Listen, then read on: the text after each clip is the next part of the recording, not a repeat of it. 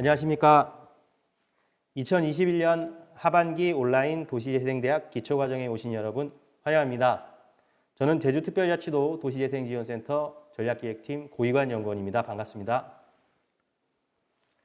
여러분의 귀한 시간 함께할 수 있어서 기쁩니다. 이번 도시재생대학은 도시재생 뉴딜 사업 추진을 위한 지역 역량 강화 교육으로 제주도 지역 주민들이 도시재생의 필요성을 인지하고 지역 문제 해결을 위한 의견을 제시하는 등 도시재생 사업의 주체로 역할을 수행할 수 있도록 하는 사전 필수 교육입니다. 총 4주간 10강의 온라인 교육을 진행하게 되는데요. 출석 체크는 줌 온라인 플랫폼에서 자동으로 접속 시간이 기록되어 50분 이상 접속하신 분들에게만 출석 체크가 인정됩니다. 교육과정 총 10강 중 8강, 80%를 수강해 주신 분들께는 온라인 수료증이 제공되며 개별 메일로 발송될 예정입니다. 그리고 교육 시간 내에 수강이 어려우신 분들은 강의를 재시청하실 수 있습니다. 재시청은 제주도시재생지원센터 유튜브 채널에서 보실 수 있고 재시청 기간은 교육일 18시부터 다음 교육일 전 18시까지입니다. 재시청 기간 내에 유튜브 채널 더보기란에 URL 출석 체크를 해주시면 수강이 인정되고 마찬가지로 교육과정 80% 이상 수강 시 온라인 수료증이 제공됩니다. 모든 진행은 코로나19 확산 방지를 위해 예방 및 의무 이행을 최선을 다하고 있으며 최소 인원으로 진행을 하고 있습니다. 강연자만 마스크를 벗은 채 진행하는 점 양해를 부탁드립니다. 강의에 앞서 프로필 이름은 본인 실명으로 변경해 주시고 비디오 시작으로 카메라를 켜주시기 바랍니다. 오늘의 강연 주제는 5강 지역 공동체 갈등 관리 이해 그리고 이어서 6강 토론 및 실습 워크숍입니다. 강연에 앞서 오늘 강연자를 소개해 드리도록 하겠습니다. 오늘 5강의 강연자는 제주대학교 사회과학연구소 강권호 특별연구원입니다. 현재 제주대학교 사회과학연구소에서 갈등 관리 관련 연구를 수행하고 계시며 2016년부터 올해 상반기까지 제주 지역균형발전지원센터에서 전문연구원으로 주민주도의 특색 있는 지역별 사업 발굴을 통해서 실제 제주 지역 내 발생하고 있는 지역 격차를 완화하기 위한 연구 및 지원 사업을 추진했었습니다. 도시재생 사업에 필연적으로 등장하는 갈등 문제에 대해서 이야기해보는 시간을 준비해 주셨습니다. 연구원님의 강연은 잠시 후부터 2시 45분까지 약 40분간 진행이 되고 이어서 Q&A를 약 15분간 진행하도록 하겠습니다. 그리고 이어서 10분간 휴식 후에 3시 10분부터 메인 퍼실리테이터 이띠아 강하나 대표님께서 워크숍을 진행해 주실 예정입니다. 워크숍은 조별로 편성돼서 소그룹 회의실에서 진행될 예정이고 늦어도 17시 30분까지는 진행될 예정이며 더 일찍 끝나는 조들은 그 조별 컨디션에 맞춰서 일찍 끝나게 될 예정입니다. 강의 들으시면서 궁금하신 내용이나 강의에 대한 자유로운 평들은 댓글로 지속적으로 남겨주시기 바랍니다. 그럼 제주대학교 사회과학연구소 강권호 특별연구원님을 모시겠습니다. 댓글창에 큰 박수로 환호를 부탁드리겠습니다. 네, 인사드리겠습니다. 제주대학교 사회과학연구소의 강권호 연구원이라고 합니다. 만나 뵙게 돼서 굉장히 반갑습니다. 네, 저희가 오후 2시부터 지역 공동체와 갈등 관리의 이해라는 주제로 이야기를 좀 나누게 됐는데요. 이 주제가 사실 이 오후 2시에 어울리는 주제인지는 잘 모르겠습니다. 이제 많은 분들이 어떻게 보면 되게 어렵고 무거운 주제다라고 생각을 하실 수도 있고 어떤 분들은 어차피 일어나는 수많은 갈등을 정리해 놓은 것일 뿐인데 뭐 그렇게 어렵게 생각하시냐라고 생각할 수도 있는데요. 네, 사실 저도 이 강의를 요청을 받고 고민이 좀 굉장히 많았습니다. 보통 일반적으로 갈등 관리라는 단어는 이 공동체 영역에서보다는 공공 영역에서 조금 더 많이 사용을 하는 편입니다. 이 공공 갈등의 영역이라는 게 사실은 이 공동체 갈등보다는 오랜 기간 관리가 되어 왔고 이론적으로도 그렇고 학술적으로도 그렇고 좀 많이 정리가 되어 있는 편입니다. 근데 공동체 갈등 관리라는 부분은 사실은 공공 갈등의 영역보다는 그 규모나 이해관계자의 수가 좀 적기 때문에 전문가가 이제 투입이 돼서 이 전반적으로 갈등을 관리한다던가 조정한다던가 중재를 한다던가 이런 일이 굉장히 사실은 좀 드물죠. 그렇기 때문에 이 영역은 아무래도 이제 공공 갈등의 영역보다는 조금 더 이제 좀 덜 전문화되고 이제 덜 알려지게 된 편이 있죠. 네, 그래서 오늘은 사실은 이 공동체 갈등과 관련된 내용을 좀 이야기를 나눠 볼 건데요. 이제 앞으로 이제 여기 계신 분들이 이제 다 도시재생 사업에 참여하시는 분들이라고 알고 있습니다. 이제 그런 공동체 사업을 하시다 보면 필연적으로 이제 갈등이라는 것과 맞닥뜨리게 될 텐데, 이 아까도 서두에 말씀드렸듯이 이 영역이 뭐 행정에서 중간에 뭐 갈등을 조정을 해준다든가 관리를 해준다든가 이런 부분이 굉장히 좀 드문 영역이기 때문에 그럼 어떻게 해야 되느냐? 주민들이 이제 스스로 이걸 관리하셔야 되는 상황이 오시게 될 겁니다. 이제 그런 부분들을 이제 대비를 해서 제가 이제 간단히 설명을 드리려고 하고요. 중간중간 이제 궁금한 사항이나 이거 있으시면 후에 Q&A 부분에 질문을 해주시면 제가 아는 한에서는 성실하게 답변을 드리도록 하겠습니다. 네, 그러면 제가 준비한 발표를 이제 시작을 해보도록 하겠습니다. 평화의 섬 제주라는 키워드는 사실 일반적이죠. 한 번씩은 다 들어보셨을 거예요. 제주공항 들어올 때 제일 먼저 보이는 키워드가 바로 세계 평화의 섬 제주니까요. 근데 제주도가 과연 진짜 평화의 섬인가? 라는 거에 대해서는 글쎄요, 요거에 대해서는 좀 의문을 가지시는 분들도 최근에 좀 있으신 것 같아요. 제 주변에서는 혹자는 아주 갈등의 섬이 아니냐라고 이제 극단적인 얘기를 하는 분들도 계신데, 제가 이제 제주도 내에 있는 주요 일간지들에 있는 키워드들을 좀 뽑아봤어요.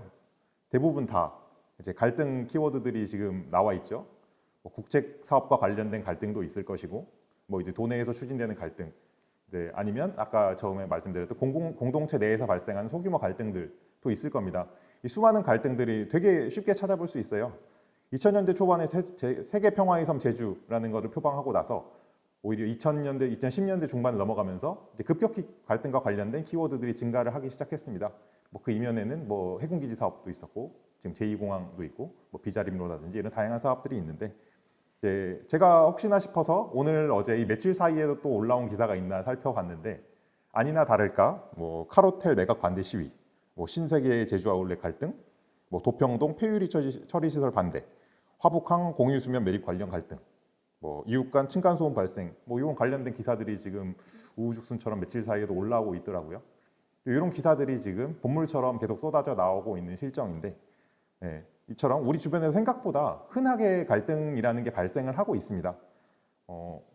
뭐 약간 논외이긴 하지만 상반기에 제주도에서 공공기관이 추진하는 사업들 중에서 갈등과 관련된 사례들, 외부적으로 표출된 사례들이 몇 건이나 있었냐를 전수조사를 했더니 공공기관이 추진하는 사업 중에서만 갈등과 연관된 사례라고 평가된 게 54건이 되더라고요. 상반기에만 이 정도 공공사업과 관련된 게 이 정도 건수라는 건 상당히 사실 많은 숫자라고 보여지는데, 이 이외에 뭐 이제 주민들 사이에서 공동체에서 발생하는 갈등들이 여기에 포함이 되지 않았다라는 것까지 감안을 한다면 갈등은 정말 우리가 지금 살고 있는 이 바로 옆에서 일어나고 있는 현실 상황이다라고 생각을 하실 수 있을 것 같습니다. 한 번씩은 다 들어보셨던 키워드일 겁니다. 아까 제가 좀 전에 설명을 한번 드렸었죠. 이렇게 다양한 사례들이 언론에 노출이 되고 있어요. 네, 이런 사례들이 대부분 이제 공공 갈등의 영역에 있는 사례들이긴 하죠. 이런 사례들의 경우에는 이해관계자가 굉장히 많기 때문에 이제 이슈화가 되기가 쉽죠. 그래서 기사화해돼서 자주 우리 귀에 들어오게 됩니다. 하지만 공공 갈등의 영역은 뭐 이 동네 혹은 예를 들어 이 칠성로 주변 아니면 뭐 대정읍 주변 이런 식으로 마을 단위로 조금씩 진행이 되다 보니 공론화가 되기가 쉽지 않아요. 실제로 갈등이 일어난다고 하더라도 이게 기사화되고 그 지역에 사는 이외에 다른 주민들이 이걸 알기 힘들다라는 거죠. 그러다 보니 뭐 제도적으로 행정이 나서서 중간에 중재를 해준다든가 이런 경우가 굉장히 드뭅니다. 그래서 지역 주민들이 스스로 이 문제를 해결을 하셔야 하는데, 그러려면 갈등이라는 개념 혹은 갈등 관리가 무엇인지에 대해서 충분히 인지를 하셔야 가능하다라는 겁니다. 그래서 제가 오늘은 약간의 이론적인 부분을 포함해서 이제 실제 사례의 적용, 그리고 그 이후에 그 실제 사례에서 어떤 식으로 해결이 됐는지, 혹시 어떤 문제가 발생이 됐고 향후에 어떤 부분을 중점적으로 보셔야 하는지에 대해서 제가 설명을 드리고자 합니다. 네, 갈등입니다. 네이버 사전에서는 뭐 일이나 사정이 서로 복잡하게 뒤얽혀 화학하지 못함, 서로 상치되는 견해, 처지 이해 따위의 차이로 생기는 충돌, 뭐 등등으로 해석을 하는데요.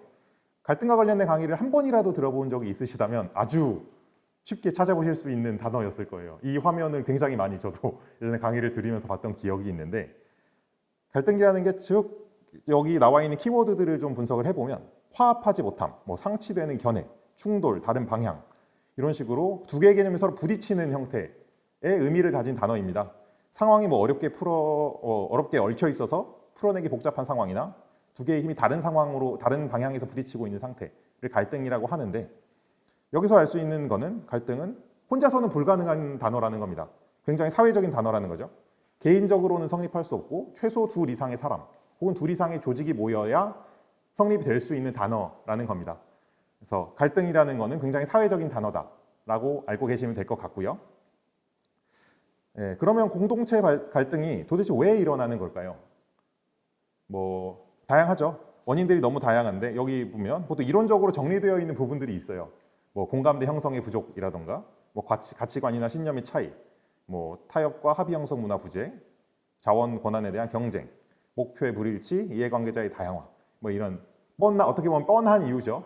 수많은 사람들이 자기가 원하는 게 다양하다 보니까 이게 원인이 돼서 갈등이 발생한다 라고 볼 수 있는데, 이 초록색으로 지금 표시되어 있는 이 원인들을 종합을 해보면 결국은 사회나 공동체, 사람이 모이는 곳에서 갈등이 발생하는 이유는 개인이 가진 배경이나 생각, 욕구가 서로 모두 다르기 때문이다라는 겁니다.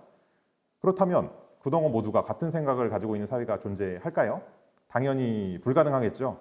그래서 인간 사회나 공동체, 이게 사람이 모이는 곳에서 갈등이 발생하는 것은 사실상 불가능하고, 그렇기 때문에 갈등 관리라는 게 필요하다라고 생각을 하시면 될 것 같습니다. 어쨌든 저희가 사회라는 걸 구성을 하고 인간이 모여서 살기 시작하면 갈등이라는 건 필연적으로 발생을 한다라고 말씀을 드렸는데, 그럼에도 불구하고 사람은 지속적으로 뭐 사회를 구성해서 살고, 사람이 모이면 자연스럽게 공동체라는 게 형성이 되잖아요. 이게 사람이 결국은 필요해서 그 사회나 공동체를 유지하고 살아간다는 건데, 그 안에서 그 공동체 유지하기 위해서 어떤 도구들을 실제로 활용하고 있는지에 대해서 일단 살펴볼 필요가 있는데, 흔히들 뭐 강제적 수단 혹은 비강제적 수단이라고 이제 어렵게 표현을 하는데, 신뢰라는 단어는 한 번씩은 들어보셨을 거예요. 말 그대로 믿음이죠. 내가 한 행동을 타인도 할 것이라는 믿음. 흔히 사회적 자본이라는 단어로 저희가 표현을 하기도 하는데, 공동체 내에서 내가 A란 뭐 특정 사건에 대해서 이런 행동을 했을 때 상대방에게 기대할 수 있는 행동이라는 게 있을 거예요. 이게 굳이 규율을 정해놓지 않아도 흔히 저희가 뭐 상식이라는 단어로 표현을 하기도 하지만, 뭐 그런 식으로 상대방을 믿고 이 안에서 공동체 안에 나름대로의 룰이 생겨나는 겁니다. 비강제적인 룰이. 이게 신뢰라는 거고요. 그러면 이게 가장 사실은 이상적인 방법이죠. 뭐 따로 돈이 들어가는 것도 아니고 뭐 강제력을 행사해야 되는 것도 아니니까요. 근데 문제는 뭐 인간이라는 게 그렇게 완벽한 존재가 아니기 때문에 자연스럽게 무임승차라는 문제가 발생을 하게 됩니다. 나 정도는 괜찮겠지. 뭐 내가 이 정도 하는 건 이 조직 안에서 다른 사람이 알아보지 못하겠지. 이런 문제들이 한 명씩 생겨나고, 뭐 이제 이런 도덕적 해이로 인해서 결국은 이 조직의 룰이, 공동체의 룰이 무너지게 되는 상황들이 가끔 생기게 됩니다. 이래서 생겨난 게 사실은 규칙이나 제도라는 강제적인 수단들이고요. 네, 이런 방법들을 통해서 우리는 공동체를 계속 유지를 하고 있습니다. 이제 저희가 공동체를 어떻게 유지를 하고 있는지, 왜 갈등이 발생하고 있는지를 살펴봤는데, 그러면 이걸 제주도에 적용한다면 어떨까요? 제주도는 사실 육지부와는 조금 다른 특징을 가지고 있잖아요. 제주도는 육지와 이제 물리적으로 격리되어 있는 특징을 가지고 있습니다. 비행기나 선박을 이용하지 않으면 사실 제주도에 들어오는 게 불가능하고요. 그래서 예전에는 굉장히 폐쇄적인 환경을 가지고 있던 데가 제주도였잖아요. 2000년대 중반에 뭐 저가 항공사들이 줄지어 등장하기 시작하면서 굉장히 물리적 접근성이 낮아지긴 했지만, 그럼에도 불구하고 아직도 육지부에 비해서는 교통이 굉장히 불편한 게 사실입니다. 이런 불편한 교통이 제주 지역만의 특별한 폐쇄적인 환경을 만들어냈다. 그리고 이게 갈등 증가의 원인이 됐다라고 직접적으로 보기는 어렵지만, 이 뒤에 있는 내용들을 들어보시면 왜 이걸 제가 요인으로 제시했는지를 아실 수 있을 거예요. 이런 물리적인 특징을 가지고 있는 제주도인데, 갑자기 제주의 순유입 인구가 증가하고 이제 이주의 붐이 일어나기 시작합니다. 인구의 유입이라는 게, 뭐 제주도가 예전에 50만 명, 45만 명, 50만 명 살 때 뭐 우리끼리 오손도손 즐겁게 잘 살았다라고 말하시는 분들도 있겠지만, 뭐 제주도의 발전을 위해서 인구의 증가는 사실 그렇게 단점만이 있는 뭐 현상은 아니었을 거예요. 그래서 실제로 지금 뭐 70만이 육박할 정도로 제주도 인구가 많이 늘었고요. 네, 이게 그렇게 인구가 늘어나면서 저희가 발전을 할 수 있는 인구적인 이제 배경을 만들었다고 치더라도, 이게 어떤 문제를 발생을 시켰느냐? 인구가 늘어나다 보니까 필연적으로 이제 이해관계 집단이라는 게 새롭게 형성이 됩니다. 예를 들어 A라는 마을에 이주민들이 늘어나기 시작하니까 기존의 이제 새로 들어온 이주민들 간의 공동체 조직이 생겨요. 그리고 그러면 이제 또 잘 유화가 되면 상관이 없는데 기존에 있던 주민들과 새로 들어온 이제 이주민들 간의 충돌이 생기기도 합니다. 기존에는 없었을 문제이겠죠. 새로운 이해관계 집단이 생기지 않았다면. 근데 지금은 이제 이 인구가 끊임없이 늘어나기 시작하고 순위 빈부가 증가하기 시작하면서 이런 문제들이 발생을 하기 시작했고요. 이런 문제들은 사실 제주도가 기존에 폐쇄적인 환경을 가지고 있었기 때문에 조금 더 주민들에게 강하게 충격으로 다가왔을 것이다 라고 말씀을 드립니다. 또 하나는 정보 습득 가능성의 향상인데요. 인터넷이라는 게 2000년대 들어서 급격히 발달하기 시작했고 2010년도쯤 들어오기 시작하니까 저희가 스마트폰이라는 걸로 실시간으로 기사들을 확인을 할 수 있게 됐습니다. 예전에는 사실 우리가 사는 제 바운더리 이외에 다른 지역에 사는 사람들의 이야기를 들으려면 다음날 아침 조간신문을 보지 않으면 실질적으로 거의 불가능했을 겁니다. 이제 예전에는 이만큼 정보의 순환이 빠르지 않았기 때문이죠. 지금 예전보다 정보 습득이 워낙 쉬워졌기 때문에 어디 동네에서 조그만한 갈등이 일어나도 그게 기사화돼서 뜨기가 쉽고 수많은 사람들이 그걸 접하면 그게 공론화가 되고 수많은 이해관계자들이 새롭게 참여하면서 갈등이 커지는 양상이 있습니다. 예, 이런 부분들이 이제 제주도의 갈등 증가의 하나의 원인이라고 볼 수 있는데요. 즉, 잠깐 여기 좀 설명 조금만 더 드릴게요. 그리고 한 가지만 사실 더 설명을 드리려고 했는데 그냥 지나가 버렸는데 제주도 사실 순우름이라는 거는 너무들 잘 아시잖아요. 순우름이라는 게 과거에는 우리에게 반드시 필요했을 겁니다. 1차 산업 위주의 사회였으니까 제주도는. 그리고 예를 들어 내가 농사를 지으려면 이웃의 노동력이 없이는 하는 게 불가능했을 테니까 당연히 그런 게 발달을 했을 텐데 근데 지금은 사실은 아니잖아요. 지금은 대부분 다 도시화가 되어버렸고 농촌 지역에는 뭐 저희도 집에서 농사를 짓습니다만 그 농촌 지역에서는 아직도 필요하지만 예전처럼 1차 산업 비중이 아주 높지 않은 사회 내에서 그러니까 도시화가 되어 도시에 살고 있는 사람들 입장에서는 과연 순우름이라는 게 꼭 필요한가에 대한 의문을 가지지 않을 수는 없죠. 네. 그런 사회가 되어버렸다는 게 제주 지역의 지역 기반의 신뢰 문화가 깨지기 시작했다라는 것을 여실히 보여주는 예시라고 볼 수 있는데요. 다들 제주도는 다 두 다리 건너면 아는 사람이라고 다 하잖아요. 가장 먼저 만나면 어디 동네 사람이냐 혹은 어디 학교 나왔느냐를 제일 먼저 물어보고 이게 아주 보편화되어 있는 동네인데 이제 예전처럼 이런 끈끈함이 사라져가고 있는 게 제주도 내의 지역 갈등이 증가하고 있는 가장 큰 원인이다. 결국은 지역적 특색의 약화가 사회적 자본의 약화를 가져왔고 이런 신뢰관계의 약화가 제주 지역 내의 갈등을 지속적으로 양산하고 있다라고 보면 될 것 같습니다. 예, 갈등 증가라는 게 당연히 부작용이 많습니다.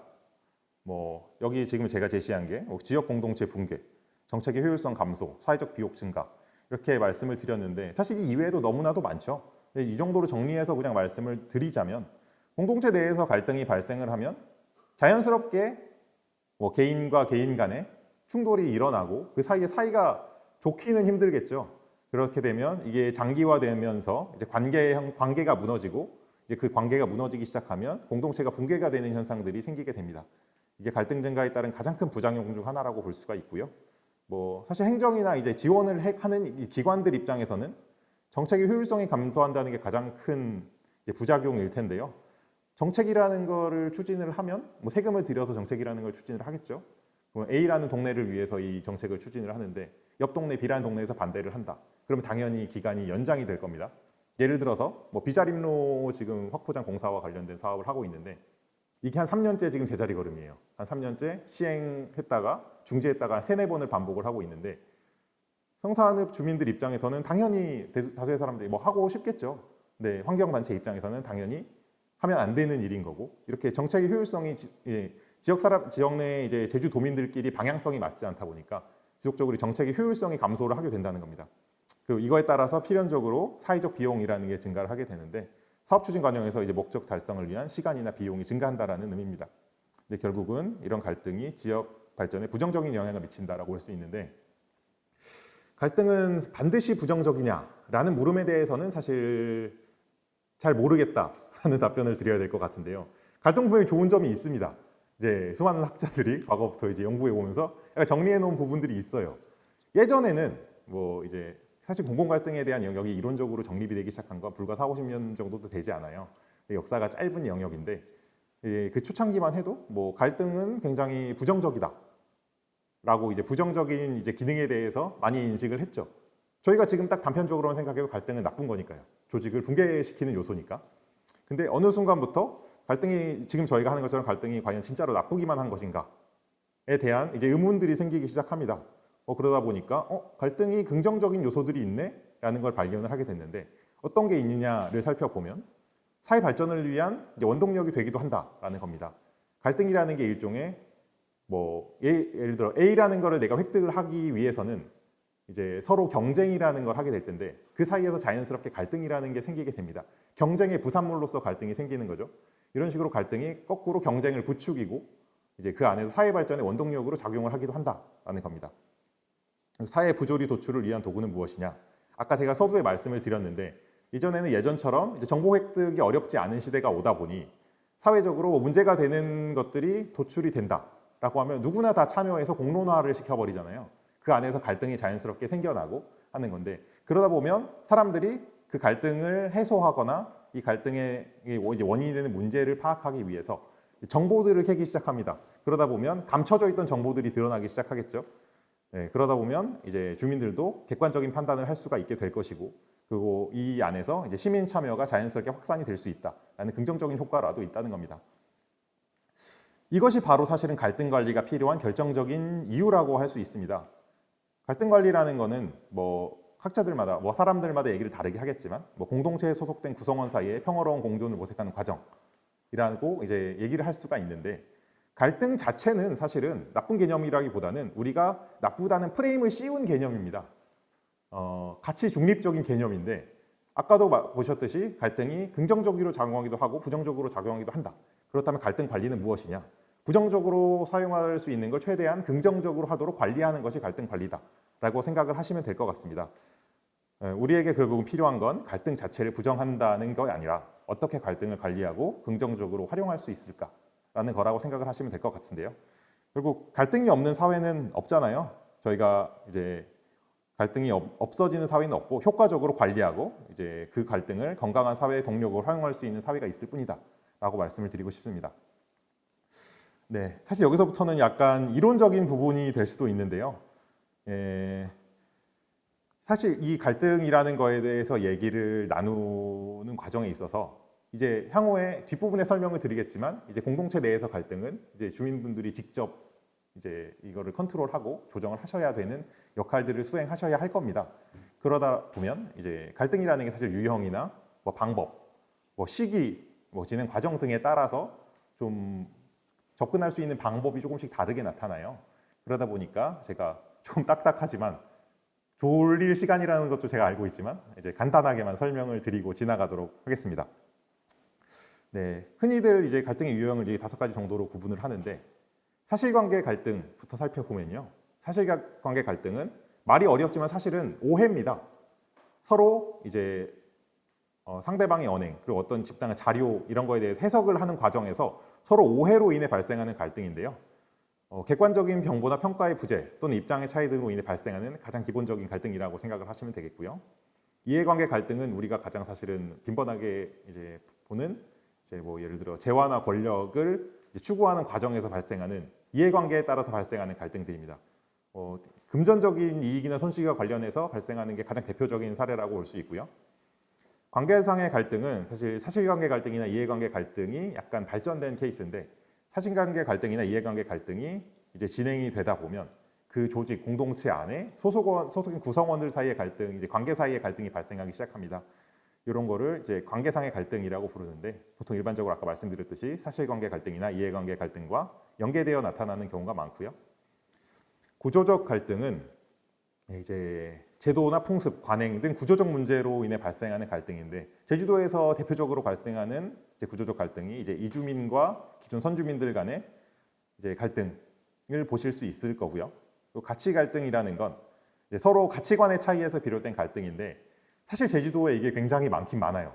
공동체 갈등의 영역이 아닌 공공 갈등 영역에서 사실 굉장히 많은 건데 예를 들어 환경과 보전 간의 갈등이죠. 이런 거는 이제 개인이 가지고 있는 가치의 차이로 인해 발생하는 갈등이기 때문에 해결이 사실 굉장히 어려운 특징이 있습니다. 네, 갈등의 유형을 이 정도로 일단 인지를 하시고 일단 지나가면 될 것 같은데요. 사실 여기서 주로 보시게 될 갈등, 주로 이제 공동체 사업을 하시는 과정에서 발생하는 갈등들은 뭐 앞에 말씀드린 사실관계 갈등, 이해관계 갈등, 관계상의 갈등 이 정도일 거예요. 제가 사례로 제시해 드리는 것도 거의 이 정도 내용들에 관련된 내용일 텐데 그런 이 정도로 생각을 하시고 이제 생각을 하시면 될 것 같습니다. 다음에 갈등의 진행 과정입니다. 가장 이제 기본적인 정규 분포 곡선 형태를 그리고 있는데 갈등이라는 게 보통은 이런 형태로 진행이 됩니다. 뭐 중간에 다른 변수에 의해서 이게 조금 더 기울기가 급격하게 나타나기도 하고 조금 더 완만하게 나타나기도 해요. 근데 예를 들어서 갈등이 발생을 했고 해소기까지 딱 이 정도의 그래프만 그리고 해결이 된다라고 하면 사실은 굉장히 이상적으로 갈등이 관리가 된 케이스라고 볼 수 있습니다. 일반적으로 뭐 교착 상태에 이르렀다가 완화가 되어가는 과정에서 다시 한번 또 다른 이제 갈등 유발 변수가 생겨나기 시작하면 이게 다시 한번 교착 상태로 빠지기도 하고요. 이게 물결처럼 그래프가 그려지기도 합니다. 네, 이런 상태로 이제 진행이 된다라고 생각을 하시면 되는데요. 이제 이게 어느 부분에 지금 갈등 상황이 위치해 있느냐에 따라서 사실은 이제 컨트롤할 수 있는 방법이 조금씩은 다르게 나타나요. 잠재기 같은 경우에는 사실 언제든지 갈등 상황으로 진행되어 표출이 될 수 있는 단계이기 때문에 사전 예방 관리의 단계죠, 사실은. 갈등 관리에 대한 교육이나 홍보, 인식 확산, 그리고 지역 주민들 간의 소통을 위한 노력 이런 가장 기본적인 내용들이 필요한 영역이고요. 뭐 출현기, 심화기는 사실 초기 단계입니다. 이제 교착 상태에 가기 전 단계라고 보시면 되는데 이해 당사자 간에 이제 갈등이 실제로 발생하고 있는 단계인데 여기에서 갈등이 관리가 제대로 이루어지지 않으면 급격하게 교착 상태 쪽으로 빠지게 되거나 이제 심화기에서 급격하게 이제 가파른 곡선을 그리면서 상승을 하게 되겠죠. 이 안에서는 이제 이해관계자들이 보통 이제 자신이 가져야 할 몫을 증가시키기 위해서 서로 이제 경쟁을 하는 과정이라고 생각을 하시면 되는데요. 이 과정이 어떻게 관리가 이루어지느냐에 따라서 이제 그 이후 단계가 결정이 된다라고 생각을 하시면 됩니다. 갈등을 관리할 때 사실 가장 먼저 필요한 부분은 이해관계자가 누구인지를 명확하게 파악해야 되는 부분인데요. 예를 들어 이게 하나의 게임판이라고 보면 이 게임 안에 참여하는 참여자들이 누가 있느냐를 먼저 파악을 해야 하고요. 이 참여자들이 어떤 의견들을 가지고 있느냐를 파악을 해야 하고 그리고 겉으로 드러난 이 사람들이 원하는 내용들이 진짜이냐 아니면 겉으로 지금 내어놓은 거 이외에 속으로 원하는 게 따로 있느냐 뭐 이런 것들을 판단하는 단계라고 생각을 하시면 됩니다. 이런 게 명확하고 간결하게 정리가 될수록 갈등이라는 건 빨리 정리가 될 수 있고요. 이제 이 아름다운 곡선에 따라서 해결이 될 수 있는 겁니다. 다음은 이제 교착 상태, 흔히 말하는 정점이죠. 갈등이 지속적으로 이어지면서 이제 하나의 문제가 하나의 꼬리를 물고 계속 이제 복합적으로 발생하고 있는 단계라고 생각을 하시면 됩니다. 사실 이 단계에서는 아까 심화기에서 이제 했던 방법들이 조금 연장이 되는 단계인데요.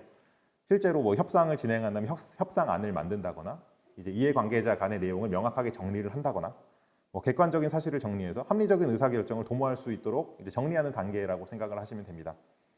다음이 교착 상태 완화 해소기에 이르는 사후 단계인데요. 이제 이해관계자들이 상호 도움이 되는 방향으로 갈등 해결을 모색해가는 단계라고 보시면 됩니다. 다만 이 과정에서 새로운 변수가 등장하게 되면 아까 사전에 말씀드렸듯이 다시 한번 상승 곡선을 그릴 수가 있어요. 그러다 보니까 사전에 교착 상태에 이르기 전에 이제 갈등 발생 원인을 명확하게 파악하는 게 무엇보다 중요하고요. 이제 그런 걸 기반으로 협상 혹은 조정을 진행을 하는 게 매우 중요합니다. 네, 그렇다면 갈등 발생이 실제로 됐을 경우, 지금 저희가 유형이나 진행 단계를 보셨잖아요. 갈등 관리를 어떤 방식으로 해야 하느냐에 대한 이제 고민을 해야 하는 단계에 도착을 했습니다. 과거에는 사실은 좀 일방적인 방식이 많이 좀 이용이 됐습니다. 여기 DAD 방식이라고 써져 있는데 공공갈등의 영역에서 많이 적용이 되던 내용들이에요. 행정에서 일방적으로 정책을 집행을 하고 이해당사자에게 공표를 하고 그다음 반대 의견이 나온다. 그러면 즉석에서 그 반대 의견에 대해서 대항을 하는 방식이에요. 덮어쓰기 형태라고 보시면 되는데 문제가 생기면 땜질하고 문제가 생기면 땜질하고 이런 식으로 과거에는 갈등이라는 걸 관리를 해왔습니다. 사실 갈등 관리라는 거에 대한 개념이 거의 없던 시절이었고 그 이후에 이런 것들이 이제 쌓이면서 갈등 관리의 필요성이라는 게 역설적으로 이제 태어나게 됐겠죠. 이제 이거에 대해서 문제가 지속적으로 발생을 하다 보니 이제 ADR 방식이라는 게 나오게 됐는데, 예를 들면 뭐 과거에는 분쟁이 생기면 무조건 해결하는 방법은 하나밖에 없었습니다. 대한민국에서는 소송이죠. 근데 사실 이런 협상의 문화는 우리보다는 미국 쪽이 훨씬 더 발달해 있어요. 지금도 아니고 예전부터 훨씬 그게 발달이 돼 있어서 뭐 예를 들어 변호사들 중에서는 이 협상만을 전담으로 하는 사람이 있을 정도로 사실 이게 그쪽 분야에서는 많이 좀 정립이 되어 있는 영역인데요. 대한민국에서는 사실 이게 많이 이용이 되진 않았었죠.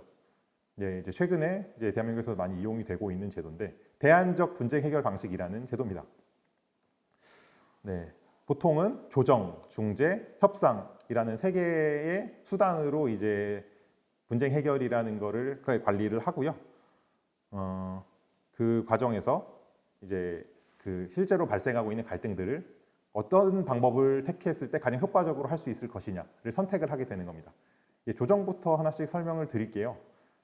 조정이라는 것은 이해관계자들이 분쟁 해결하는 협상의 과정에서 제한적, 비권위적 결정을 보유한 제3자가 개입하여 문제 해결을 중재하는 것이라고 합니다. 굉장히 딱딱하죠? 네, 그럼 아랫부분 조금 생각하고 중재를 볼게요. 중재는 당사자의 합의에 따라 분쟁에 관한 판단을 권한을 위임받은 제3자에게 맡겨 분쟁을 해결하는 것. 굉장히 딱딱합니다. 조정과 중재의 가장 큰 차이점이 뭘까요? 공통점은 제3자의 참여입니다. 갈등을 일으키고 있는 이해관계자들 사이에 중재할 수 있는 누군가가 있다는 게 차이이고요. 조정 같은 경우는 그 제3자가 뭐 의사 전달 정도만 수행을 하는 중재자의 역할을 담당을 하는 거고요. 중간자죠, 그냥 중간자. 그 중재 같은 경우에는 실제로 권한을 위임받은 사람이 가운데서 컨트롤을 해주는 겁니다. 그 차이라고 생각을 해주시면 되는데, 조정 같은 경우는 사실은 그 여기 가운데 있는 중재자라는 사람들이 특별한 권한을 가지고 있지 않기 때문에 거의 정보 전달 수준의 역할만을 이제 수행을 해요. 그러다 보니까 실제 분쟁을 해결하고자 이제 노력하는, 이제 중재하는 사람들은 분쟁 해결 당사자이죠. 분쟁 해결 당사자들이 스스로 합의안을 모색하고 결정하는 방법이라고 보시면 되는데요. 사실은 대안적 문제 해결 절차에서 가장 대중화되고 큰 비중을 차지하는 방법입니다. 중재 같은 경우는 뭐 노사관계나 이제 사업관계 관련해서 분쟁에서 가장 많이 사용되는 방법인데요. 권한을 받은 제3자가 가운데서 서로의 협상안을 보고 그거를 중재를 해서 이제 협상안을, 이제 중재안을 만들어내고 최종 결과를 도출해내는 형태라고 보시면 됩니다. 사실 여기 두 개의 방법은 아까도 말씀드렸듯이 제3자가 참여하는 형태의 방법들입니다. 그러다 보니까 공동체 영역에서는 실질적으로 쉽지는 않습니다. 뭐 우리 동네에 이런 문제가 발생하고 있어요. 누가 이걸 중재를 해주세요라고 요청할 만한 기관도 없을 뿐더러, 실제로 제3자가 참여하면 아주 좋겠지만 공정한 제3자가 아닌 특정한 이해관계자의 편중된 제3자가 참여할 경우 오히려 갈등이 증폭될 수 있다는 우려가 있습니다. 그러다 보니까 사실은 협상이라는 방법을 가장 많이 사용을 하게 되는데요. 어쩔 수 없는 선택인 거죠, 사실은. 협상 같은 경우는 아까 이제 중재나 조정과는 다르게 이해관계자들 본인 스스로 합의에 도달하기 위한 커뮤니케이션 방법이라고 볼 수 있습니다. 이해관계자가 굉장히 다양하게 존재하거나 지역사회 파급효과가 큰 경우에는 뭐 지역사회 주체가 되어서 협상이 진행이 되지만, 일반적으로 마을에서는 그게 되지 않으니까 이제 지역 공동체에서는 이제 협상이란 방법을 사용을 해야 합니다. 그래서 이런 방법이나 프로세스에 대해서 어느 정도 인지를 하고 계셔야 실제 이제 뭐 도시재생 사업을 진행하시는 과정에서 갈등이 발생할 경우, 맞아, 예전에 강의할 때 이런 걸 들었었는데 이런 식으로 우리가 해결을 해보면 어떨까라고 이제 인지하실 수 있으실 거예요. 협상 진행 프로세스를 보시면 이제 크게 3단계 정도로 구분을 할 수가 있는데요. 첫 번째는 시작 단계입니다. 사실 이 진행 프로세스에 대해서는 아까 좀 전에 그 갈등의 진행 과정을 설명을 드리면서 살짝 언급을 드렸습니다. 시작 단계 같은 경우에는 문제 범위를 명확하게 설정을 하는 것, 그리고 영역 및 의제, 이슈를 확인하고 의제 정의 및 문제 정식화라고 이제 써 놓았습니다. 결국은 지금 우리 공동체 내에서 발생하고 있는 문제가 무엇이냐를 공동체에 소속된 구성원들이 인지를 하고 이거를 공통된 이슈로 공론화를 시키는 게 이 단계에 서야 할 가장 중요한 일입니다. 그리고 어떤 사람들이 실제로 참여하고 있고 그 사람들이 어떤 의견들을 가지고 있는지를 이제 이야기하고 서로 이제 협상을 위한 준비를 하는 과정이라고 생각을 하시면 될 것 같습니다. 중간 단계 같은 경우는 갈등의 원인이 되는 문제들을 명확하게 도출하고 기존 상황을 명료하게 정리하는 단계라고 볼 수 있는데요.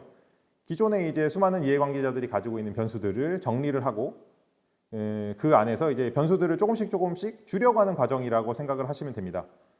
실제 협상안을 작성하는 과정을 보면 뭐 시작 단계에서 중간 단계에서 넘어가는 과정이겠죠.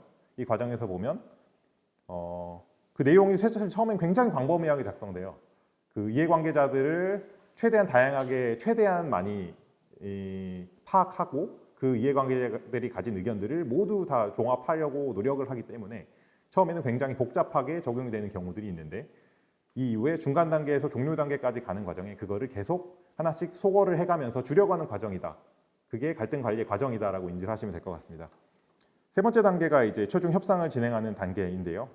아까도 말씀드렸듯이 최소 협상안을 진행하는 단계인데 자체적으로 이제 지켜야 할 룰이 만들어지거나 이제 결과물이 도출이 되는 단계라고 생각을 하시면 됩니다. 네, 이 과정에서 사실은 불협화음이 지속적으로 발생하거나 다수의 동의가 없이 합의가 진행되는 경우에는 이제 진행된 과정 자체에 대한 불신이 발생할 수 있고 그 결과물에 대해서 서로 이제 불신이 발생할 수가 있어요. 그러다 보니까 이 과정에서 사실은 첫 단축을 깨는 게 굉장히 중요한 거죠. 수많은 이제 지역 주민들이 최대한 참여할 수 있게끔 하는 과정이 중요하다. 라고 다시 한번 이제 강조를 드립니다. 그렇다면 공동체 갈등 관리가 왜 필요합니까? 이제는 모두가 대답하실 수 있으실 거라고 이제 생각을 합니다. 갈등이 해결되지 않으면 아무것도 얻을 수 없다. 계속 문제가 계류되어 있으면 아무것도 저희는 해결을 할 수가 없습니다. 아까도 한번 그 얘기를 드렸었지만 비자림로가 3년째 진행이 되고 있고 아무도 지금 얻은 게 없어요. 모두가 패배한 루즈루즈 게임을 하고 있습니다. 성산읍 주민들 입장에서는 아직도 도로가 확장이 되지 않은 상황이고 환경론 이제 활동을 하시는 분들 입장에서는 이미 도로가 반 이상 지금 나무가 잘려나간 상황이기 때문에 최선의 대안을 지금 선택을 해야 되는 상황인데 갈등이 해결이 되고 있지 않기 때문에 결국은 아무것도 얻지 못하고 시간만 늘어나고 있다. 그에 따라 사회적 비용이 지속적으로 증가되고 있다라고 볼 수 있고요. 이제 분열된 공동체는 지속적으로 문제를 발생시킬 수 있죠. 아까도 말씀드렸듯이 네트워크가 한번 무너지기 시작하면 그 안에 이제 불신의 사회가 되면 지속적으로 그 안에서 갈등이 발생을 할 수밖에 없습니다. 내가 무언가를 하면 상대방이 나를 의심할 것이고 상대방이 뭔가를 하면 난 이 사람 믿을 수 없기 때문에 의심부터 할 것이기 때문이죠. 그러면 단체로 공동체로서 무슨 활동을 하기는 굉장히 어려워지겠죠. 결국 갈등의 원만한 해결은 개인에게도 공동체에도 지역사회에게도 모두 이득이다 라는 겁니다. 이 점을 인지를 하셔야 갈등 관리, 오늘 강의를 사실 이 부분만 인지를 명확하게 하고 이제 공동체 사업에 참여를 하셔도 오늘 더 이상 다른 건 아무것도 기억하지 못하셔도 상관이 없습니다. 네, 이게 제일 중요하다라고 생각을 하시면 됩니다. 네, 이제 제가 실제로 경험했던 사례 몇 가지를 좀 말씀을 드리고자 합니다. 첫 번째는 이제 마을 내 조직 간 갈등 사례인데요. 이게 제가 경험했던 사례인데 사실 좀 실패한 사례이기 때문에 A 마을로 제가 임의로 표시를 했습니다. 네, 이 마을이 있는데 이제 그 자연부락이 있잖아요. 보통 무슨 리 안에 뭐 무슨 동 하면서 동이 3개가 있었습니다. 보조금을 받은 사업이었어요. 마을에서 약 3억 원 되는 보조금을 받았고요. 이제 여기서 동해관을 리모델링하고 문화여가 교육 공간을 조성하고 주민 화합을 위한 무인 카페 공간을 조성하는 형태의 사업이었는데 자 이제 문제가 발생을 합니다. 예산이 조금 부족했던 거죠. 사전에 사업 계획을 수립하는 과정에서 주민들의 의견을 충분히 수렴을 하지 못했습니다. 그냥 내용들을 충분히 정보를 전달하지 않고 우리 이 사업에 참여해서 하면 동해관 리모델링 할 수 있대. 그리고 이런 사업 할 수 있대. 라고만 해서 이 모든 분들이 참여를 합니다. 근데 문제는 실질적으로 사용해야 할 이제 재원의 한계라는 게 있는데 그런 거 고려하지 않고 사업을 하다 보니까 3개의 동해관을 전부 리모델링 할 수 없는 상황이 와버리게 된 거죠. 이제 여기서 갈등이 시작이 됩니다. 가장 대표적인 이제 이익 갈등인 거죠. 자 이제 여기서 이제 세 마을이 싸우기 시작을 합니다. 우리가 먼저 아이디어를 냈으니 우리가 하겠다. 아니 우리 마을이 좀 이 리 내에서 좀 중심지에 위치했으니 우리가 하겠다 등등이 싸우기 시작을 합니다. 결론부터 말씀을 드리자면 여기서 특정 동해관 하나를 리모델링하고 공간을 만들었습니다. 근데 결론은 어떻게 됐을까요?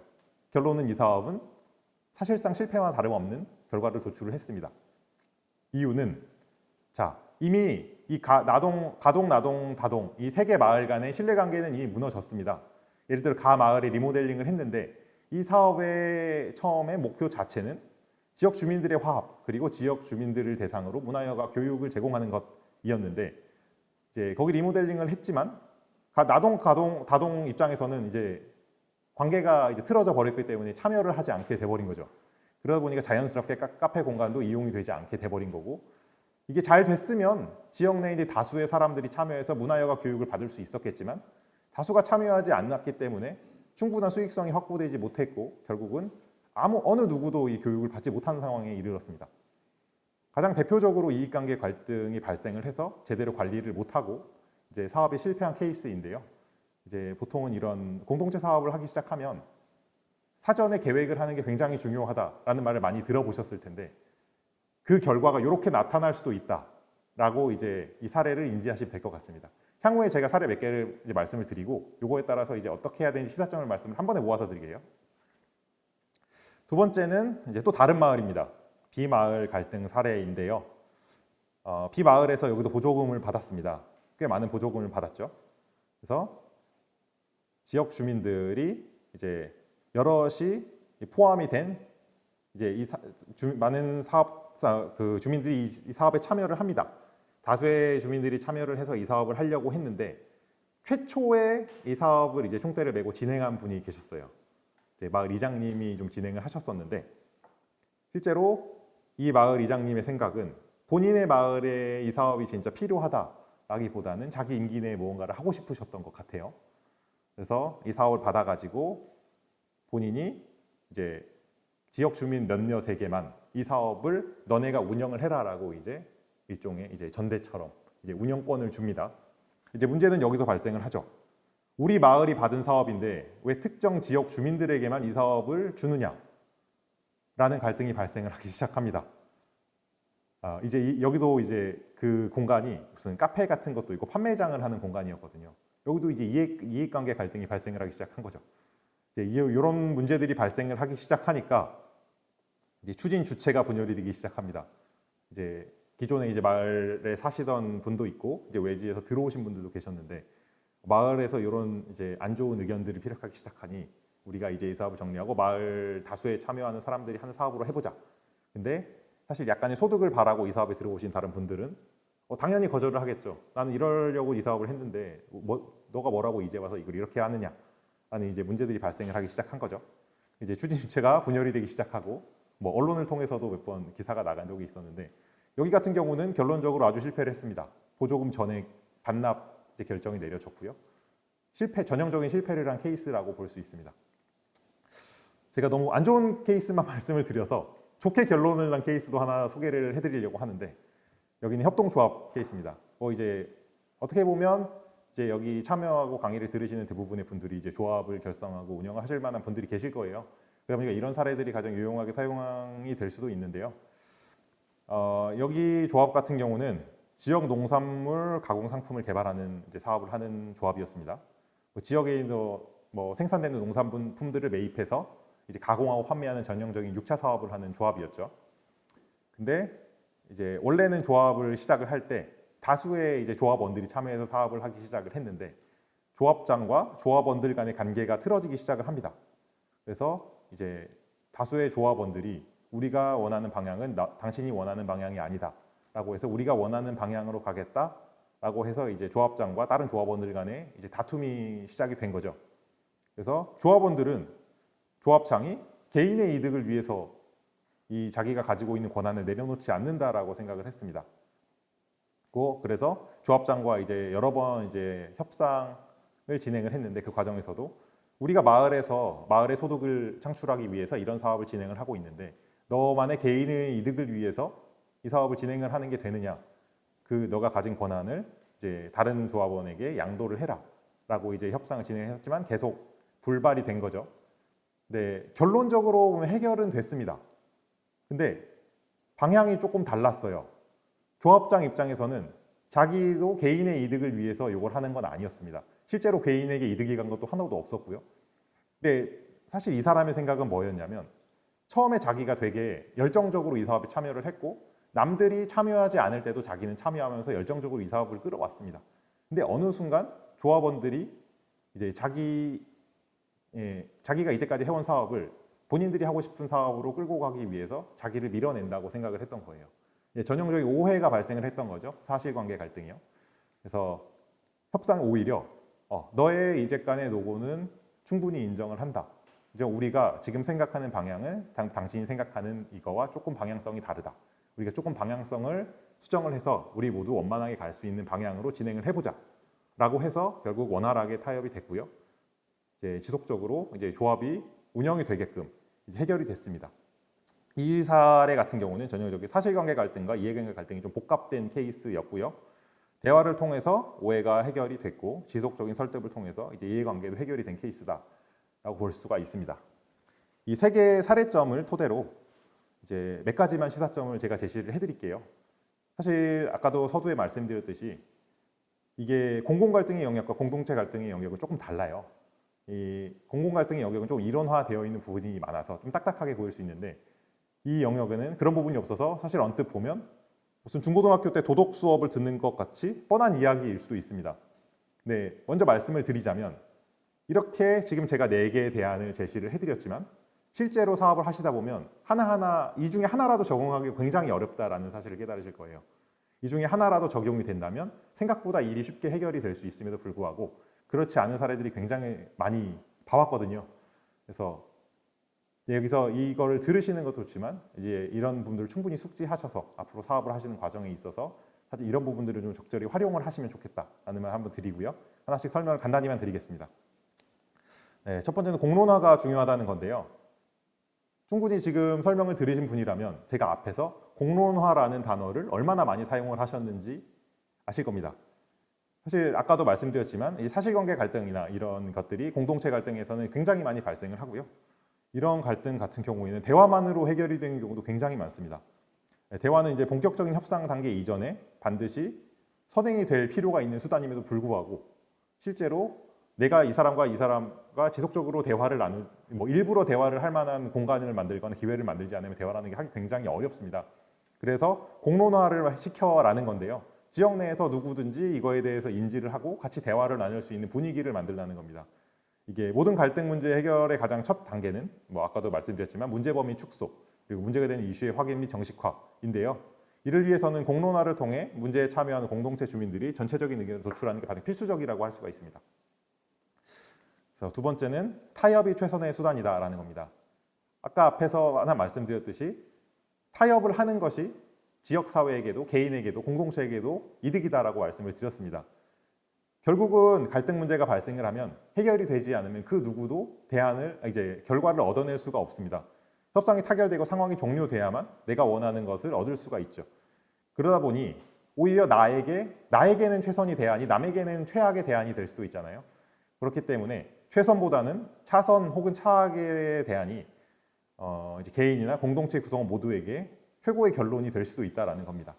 그런 점을 충분히 인지를 하실 필요가 있다라는 거고요. 그래서 반대를 위한 반대는 결코 사회 발전에 도움이 되지 않는다라고 생각을 하시면 됩니다. 우리만의 룰을 만들자라는 건데요. 이제 공론화에 바로 이어지는 단계 중에 하나라고 볼 수 있어요. 많은 오해나 갈등 같은 것들은 대부분 명확한 규범이 없는 데에서 시작을 합니다. 그래서 아까 처음 말씀드렸듯이 신뢰라는 거는 그 조직을 구성하기 위해서 굉장히 중요한 요소이죠. 하지만 그런 분명히 문제가 발생할 수 있고 그러다 보니 강제적인 수단이라는 게 나오게 됐다라고 말씀을 드렸어요. 그래서 결국 우리만의 룰이라는 게 생기면 오해를 할 수 있는 소지도 굉장히 줄어들게 됩니다. 내가 이런 행동을 해야 되나 말아야 되나라고 해서 했을 때 지역 주민들에게 불편을 느끼게 할 수 있고 그게 갈등의 소지가 될 수도 있는데 명확하게 이건 하지 말아야 되는 겁니다라고 정해주게 되면 갈등을 발생시킬 수 있는 소지를 사전에 차단할 수 있다라는 거죠. 네, 그런 의미에서 우리만의 룰을 만들자라는 대안을 제시를 해드렸고요. 마지막으로 스스로 해결이 어렵다 하면 도움을 청하자라는 겁니다. 지금 제가 도시재생지원센터에서 하는 강연을 하고 있는데 센터에서 들으면 되게 싫어할 수도 있어요. 근데 주민분들이 이제 갈등이 발생했을 때 스스로 이거를 컨트롤하는 게 굉장히 어렵다는 걸 누구보다 잘 알고 있습니다. 그렇다면 누군가는 주민들을 모아주고 공론화를 만들 수 있는 기회를 제공을 해주면 참 좋겠다라는 생각을 하시게 될 거예요. 근데 사실 제주도 내에 뭐 갈등 관리나 중재를 위한 전담 조직이 있는 상황은 아닙니다. 하지만 뭐 도시재생 사업을 하시게 된다면 도시재생지원센터라는 조직이 존재를 하니 이 조직이 요청을 해서 우리 지역 내에서 이런 갈등 문제가 발생하고 있어요. 우리 지역 주민들끼리 이런 문제를 좀 나누고 공론화하고 우리끼리 대화를 나눌 수 있게 좀 기회를 만들어 주십시오 라고 요청을 하면 센터에서는 아마 충분히 그 정도는 인지를 하고 기회를 만들어 드릴 수 있을 겁니다.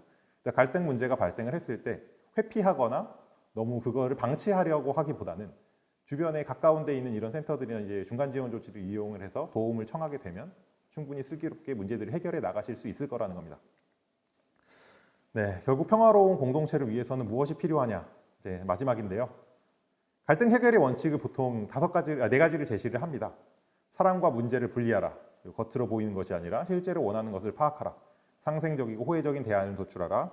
객관적인 기준을 적용하여 합리적인 대안을 도출하라. 이 4개가 보통은 갈등 해결을 위한 가장 기본적인 원칙이라고들 합니다. 근데 결국은 이 공동체가 평화롭게 유지되기 위해서는 이 공동체 조직원들이 서로를 이해하고 서로를 공감할 수 있는 문화를 만드는 게 중요하고요. 그 안에서 서로를 신뢰할 수 있어야만 평화로운 공동체가 모색이 된다고 생각을 합니다. 서두에 말씀드렸듯이 갈등이 없는 사회는 없습니다. 이제 이 갈등 관리의 영역에 있어서는 그런 말들을 하는데요. 이제 여기서 많은 사업을 하시다 보면 자연스럽게 갈등이라는 걸 마주치게 될 텐데 그런 거에 대해서 너무 두려워하지 마시고 자연스러운 현상이다라고 이해를 하시고 그냥 슬기롭게 우리가 이걸 어떻게 관리하고 우리에게 유용하게 사용을 할 것인가에 대해서 고민을 하고 대화를 많이 나누시는 게 가장 좋은 대안이 아닐까 싶습니다. 네, 제가 준비한 강의는 여기서 마치겠습니다. 네, 감사합니다.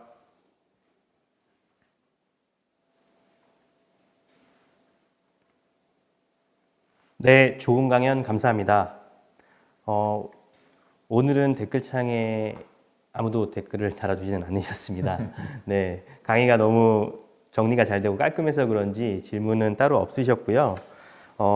아까 이제 말씀해 주신 것들 중에 조금 정리를 해보자면 갈등 관리란 이제 구성원 사이에 평화로운 공존을 모색하는 과정이다. 그리고 그래서 이제 부정적인 갈등을 긍정적으로 활용할 수 있어야 한다. 그리고 이해와 공감 그리고 신뢰가 기본이 되어야 한다. 이런 내용들로 발표를 해주셨습니다. 강건호 연구원님의 강연은 이상으로 마치도록 하겠고요. 저희 이제 6강 워크숍 안내 드리도록 하겠습니다. 지금 2시 52분인데요. 약 10분간 휴식 후에 이제 3시 2분부터 워크숍을 진행하도록 하겠습니다. 각자 미리 배정된 소회의실로 초대가 될 예정입니다. 수락을 누르시고 참여해 주시면 됩니다. 전체 워크숍은 메인 퍼실리테이터 이띠아 강하나 대표님께서 진행을 해 주실 예정입니다. 참가자분들은 자유롭게 워크숍을 진행해 주시고 이제 종료를 각 그 소회의실 퍼실리테이션의 진행에 따라서 진행해 주시면 됩니다. 저는 여기서 먼저 인사를 드리게 되고요. 잠시 후 워크숍은 강하나 대표님이 진행해 주시겠습니다. 문자로 발송되는 만족도 조사도 꼭 참여를 부탁드리겠습니다. 이상 강연을 마치도록 하겠습니다. 감사합니다.